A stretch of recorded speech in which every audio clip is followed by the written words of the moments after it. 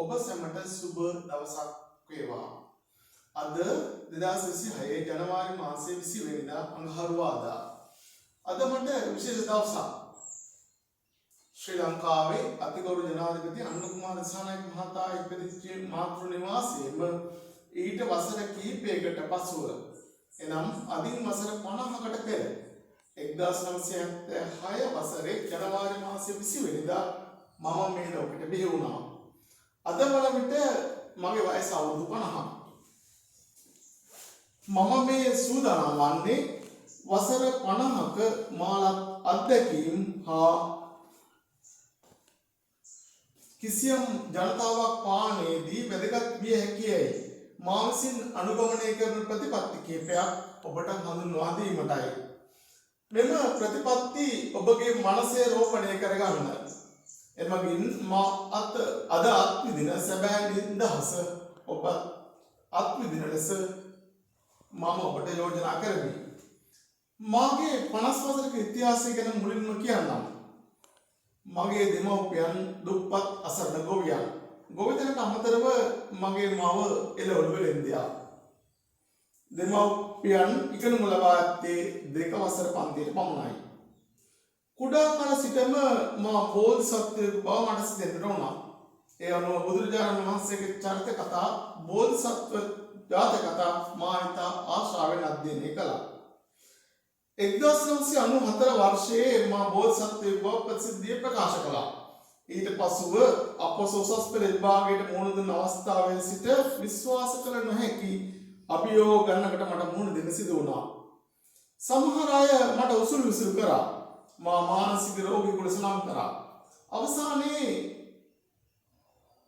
මගේ ජීවිතය විනාශ කිරීමට පවාතත් කළා.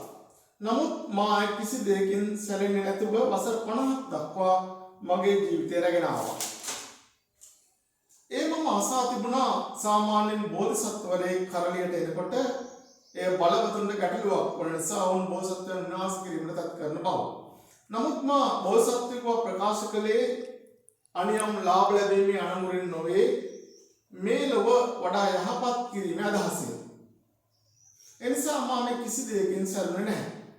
මට අවමන් කළ සෑම විටම මා විනාශ කිරීමට තත් කළ සෑම විටම සබහ දහම හා ඒහා බැඳුණු අදුස්සමාන බලවේග අපූර්ව ලෙස පිළිතුරු දෙමින් මම ඒවයින් ආරක්ෂා කළා. මට දැක්වූ ඒ සහයෝගයට සබහ දහමටත් ඒ අදුස්සමාන බලවේග වලටත් මම මේ අවස්ථාවේ ස්තුතිය ප්‍රකාශ කරනවා.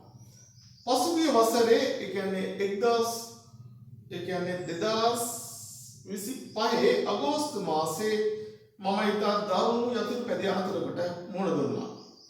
මගේ උර කුහරය රුධිරයෙන් පිරුණා. ඉලයට කුරු කීපයක් කැඩලා ගියා. දකුණු පෙනහළ ඡේදනය වුණා. ඒ අවස්ථාවේ මා රජයේ රෝහලකට ඇතුළත් වුණා. මට ප්‍රතිකාර කරේ දමින වෛද්‍යවරු දෙදෙනෙක්. ඒ දෙපළට මගේ හෘදයාංගම ස්තුතිය ප්‍රකාශ කරනවා. මාස ගණනක් YouTube නාලිකාවට නොවෙන්න බැරි වුණ හේතුව ඒකයි.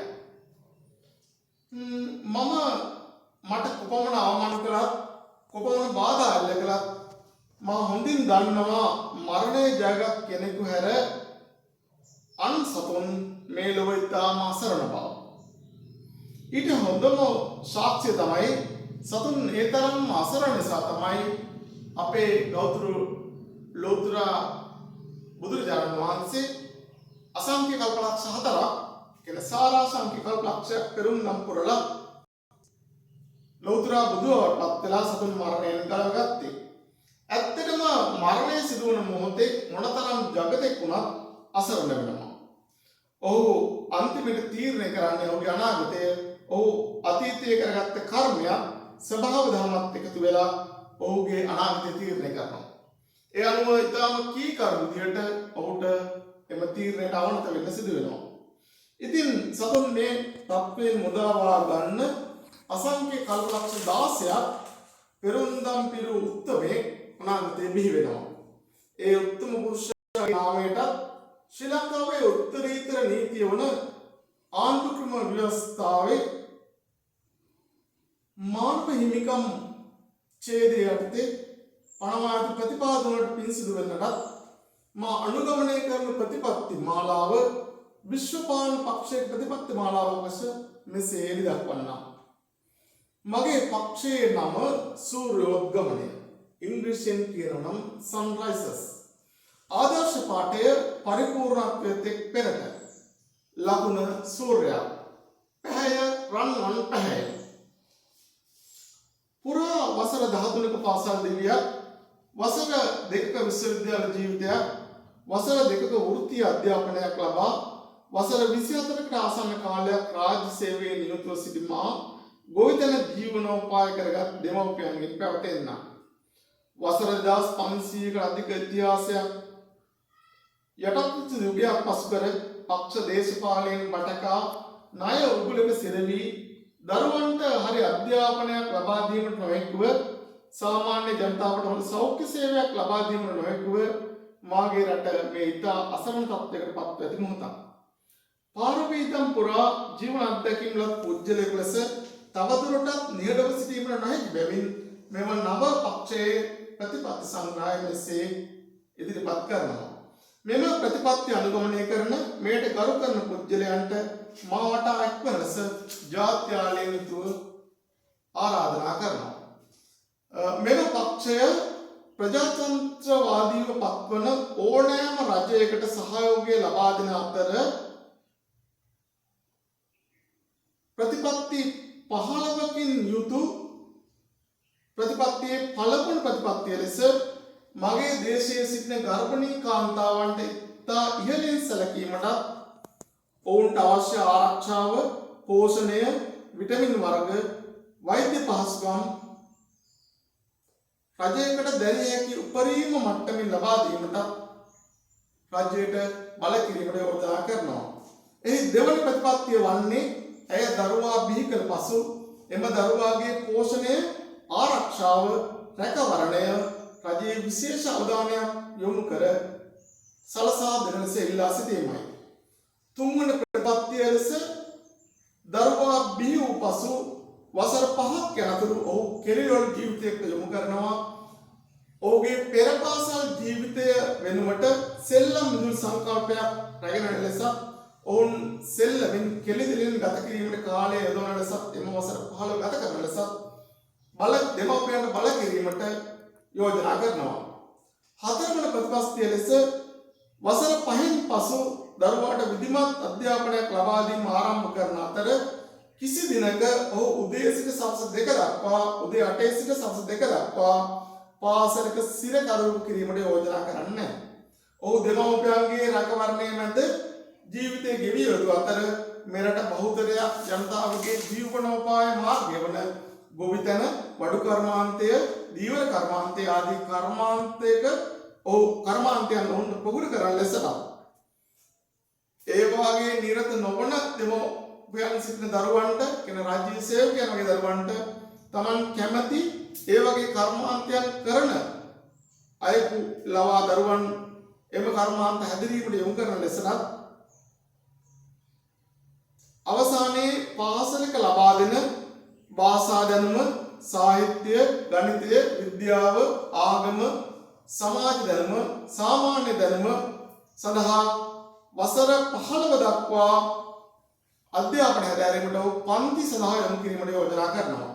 එම පන්තිවල ඉගැන්වීමට සුදුසු ගුරුවරුන් පත් කිරීමට, එම පන්ති රජයේ විද්‍යාලවල පැවැත්වීමට, ඒවා නිශ්චිත කාලයකදී ආරම්භ වී නිශ්චිත කාලයකදී අවසන් කිරීමට යෝජනා කරනවා. බොහෝ විට මේ පන්තියක් පැය 2ක් 3ක් පමණ කාලයක් පැවැත්වෙන අතර ඉන් අනතුරුව නිදහස් කාලය දරුවා ගත කළ යුත්තේ දෙමව්පියන්ගේ රැකවරණය, ආරක්ෂාව යට ඔවුන්ගේ කර්මාන්ත පුහුණු වෙමින්.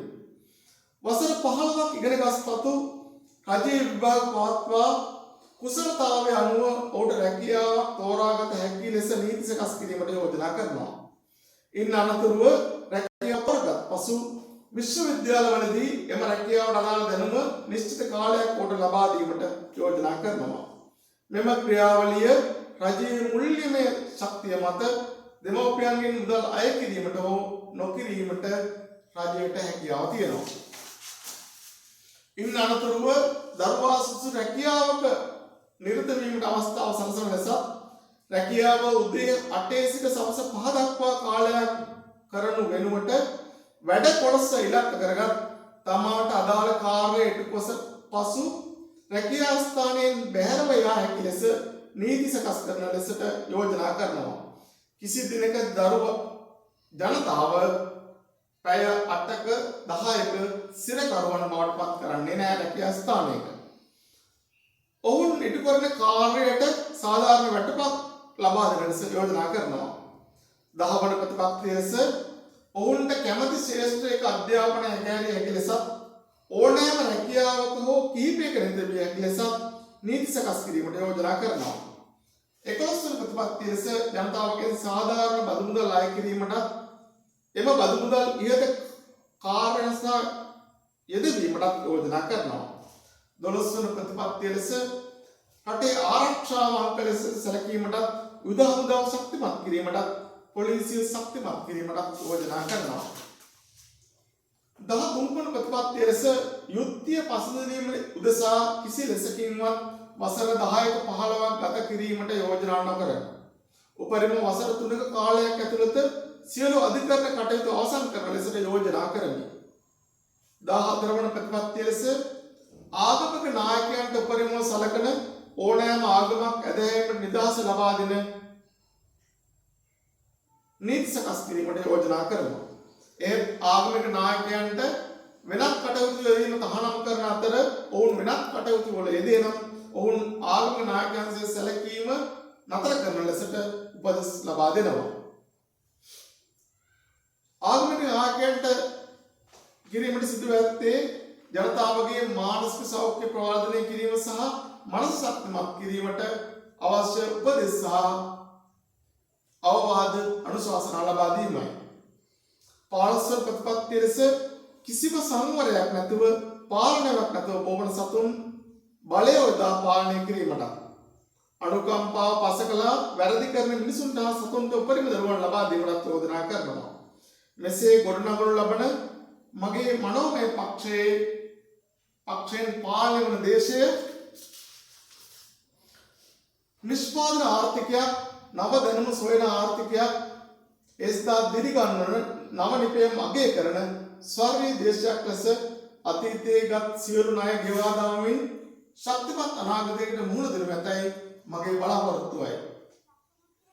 ඔබට මෙම පක්ෂයේ ප්‍රතිපත්ති අනුගමනය කරමින් මේ රට සෞභාග්‍යමත් දේශයක් කිරීමට හෝ එය නොසලකා හරිමින් මේ තවත් එක් වචන කිහිපයක් යැයි සිතීමට නිදහස ලබා දෙමින් 51 වෙනි උපන් දිනයේදී මෙවැනි කෙටි වීඩියෝකින් හමුවන බලාපොරොත්තු වෙන මම ඔබගෙන් සමුගන්නවා. ඔබ සැමට සුබ අනාගතයක්. ආයුබෝවන්.